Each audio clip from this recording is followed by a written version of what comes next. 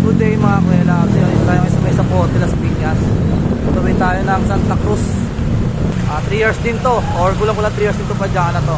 Kaya tara, let's go. Alabang na tayo mga kuwela. Bahala na ako sa tayo abutin ng gutom. Kasi nasa 69 kilometers po yung tatakbo na ito. Papadyakin natin bago martin ng Santa Cruz, Laguna. San Pedro, Laguna. Piña Crossing, Santa Rosa. Grabe yung traffic sa Zapote hanggang Muntinlupa. Halos malaspag ako doon sa Preno Bira. Uyaw na tayo. Nagpas na tayo ng Santa Rosa. SM Calamba mga kuwela. Dito nangangalati na tayo. Nakaka 42 kilometers na tayo. Dito mga kuwela, kita mo na yung bundok ng Maria Makiling. Ibig sabihin yan, malapit na yung Patag. Napakahaba. Los Baños, Makiling. Oras 10:30. Ang init. Baga alas 11 na. Ito na, Bay Laguna. Dito mag-umpisa yung sobrang haba.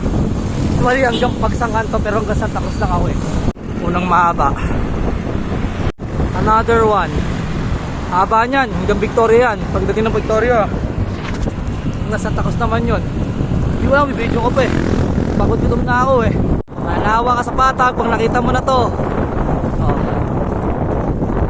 Tapos alas 11 Gs. Init at tiring araw. Victoria. Pasok tayo sa Victoria. Recovery, Pocari.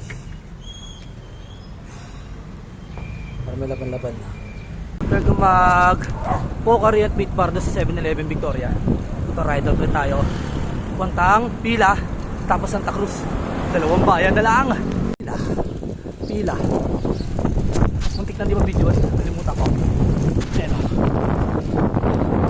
Yes, sa wakas, andito na tayo sa Santa Cruz, Laguna.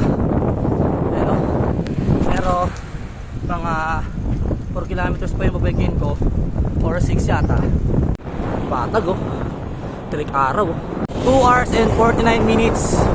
Ito na, malapit na ako sa Patimbaw. 2 kilometers na lang. Wala na pala 2 kilometers. 1 kilometer na lang pala to. So dito na ako, Barangay Patimbaw.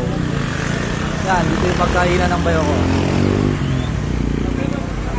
Nomyars.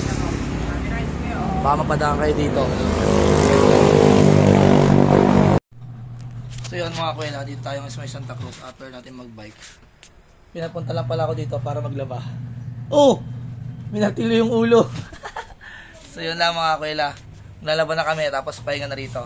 Bakasyon! Goodbye!